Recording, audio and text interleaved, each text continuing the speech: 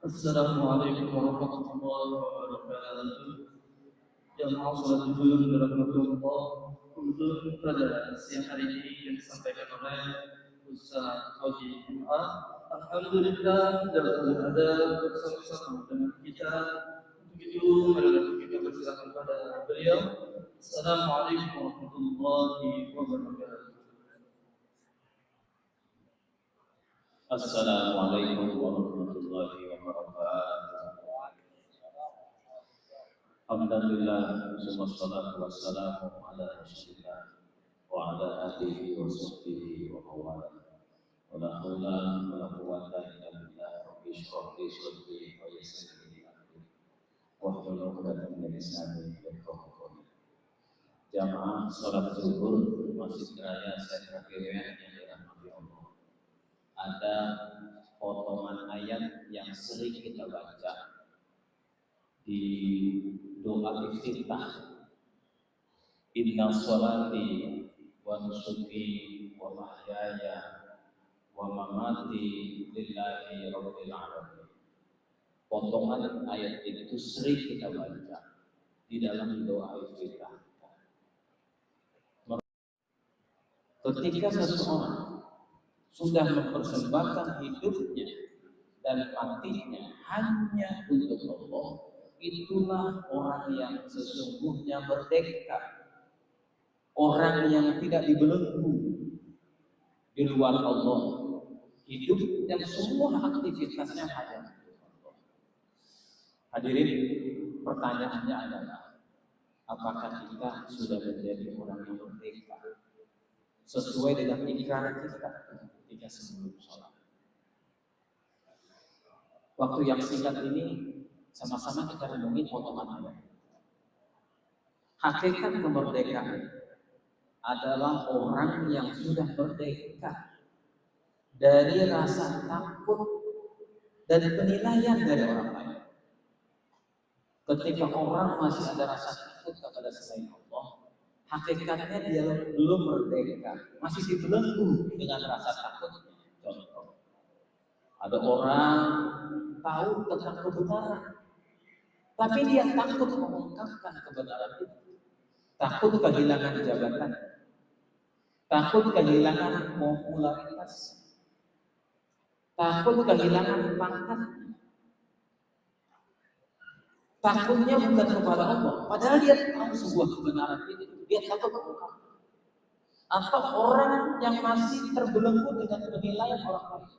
Kalau saya mengatakan kayak gini, nanti popularitas saya hilang, jatuh di mata orang lain. Kalau saya melakukan ini, netizen bilang apa? Harga diri saya jatuh. Masih terbelenggu dengan penilaian dan rasa takut pada orang lain. Dalam sejarah itu ada sahabat Nabi yang dulunya budak, kulitnya hitam legam, fisiknya kita lihat gak enak, kayak arang lah begitu.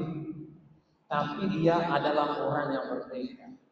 Fisiknya betul dia seorang budak, kemana-mana tergantung dari tuannya. Mau kesini harus izin dari tuan.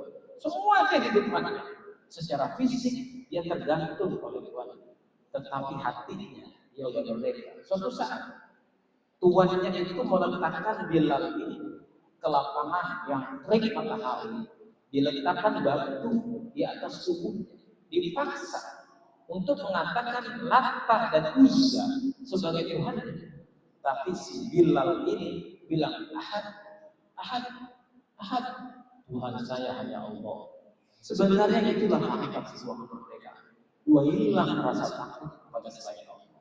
Yang ada di hatinya hanyalah dia terpaku kepada Allah. Itulah hakikat sebuah kemerdekaan. Yang kedua, dikatakan orang yang merdeka itu adalah orang yang sudah bebas dari cengkraman dan belenggu hartanya.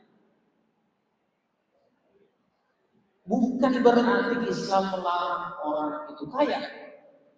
Bukan berarti Islam itu melarang orang mencari nafkah. Oh silakan. Kaya perlu. Ajaran Islam sebenarnya untuk menjadikan orang itu kaya. Mana contohnya? Ada berita zakat. Zakat itu baru terrealisasi karena orang itu kaya. Kalau miskin tidak mungkin ajaran zakat bisa terrealisasi. Sholat, sholat itu harus menutup aurat. Kayak gini, kayak gini. Ini pakai apa? Pakai uang belinya. Ini pakai uang belinya. Dia harus punya harta untuk menutup aurat. Artinya, secara implisit Islam mengajarkan kepada umatnya itu menjadi orang kaya agar bisa menjalankan perintah-perintah agama. Contoh kecil tadi, belum lagi haji yang dananya begitu besar. Tetapi yang Islam larang adalah ketika harta itu sudah mencengkram dirinya sehingga dia tidak bebas. Dia diganggu oleh hartanya untuk mengingat Allah. Padahal dalam Al-Quran Allah sudah mengingatkan, ya ayyuhalladzina amanu la tulhikum amwalukum wa auladukum an dzikrillah. Hai orang yang beriman, jangan sampai hartamu, anakmu menghalangi kamu untuk mengingat Allah. Dulu ketika susah rajin sholat, ketika hartanya udah melimpah dia lupa, berat rasanya sholat. Dulu ketika susah rajin silaturahim, ketika hartanya udah melimpah ruah dengan alasan kesibukan susah untuk bersilaturahim. Yang ketiga, hakikat kemerdekaan adalah orang yang terbebas dari belenggu hawa nafsunya. Wajar ketika Nabi mengingatkan dan menyatakan ketika selesai perang Badar. Perang Badar itu perang yang sangat dahsyat Pak Ibu. Kaum muslimin cuma 313, orang kafir itu 1000. Itu 1:3, tapi sejarah mencatat kemenangan di pihak orang-orang Islam. Ketika selesai perang itu, Nabi mengatakan rojahna min jihadil asghar ila jihadil akbar. Perang sudah selesai, kita menang. Kita kembali dari perang kecil ke perang besar. Sahabat bingung. 1:3 dianggap perang kecil. Sahabat nanya, "Qalu ya Rasulullah, wa ma jihadul akbar?" Jihad yang besar itu yang kayak apa? Jihadun nafs, jiwa, perang melawan hawa nafsu. Kalau kita berhadapan dengan perang, musuh kita mati, selesai. Tapi jihad dengan hawa nafsu, kita tidur dia ikut, kita jalan dia ikut, kita belajar dia ikut, kita sholat pun dia ikut. Makanya orang sholat itu susah konsentrasinya. 4 rakaat mungkin dia konsentrasinya cuma setengah rakaat doang. Rakaat kedua dan keempat pikiran kemana-mana. Yaitulah nafsu yang selalu menggoda. Sampai kapan? Sampai manusia mati.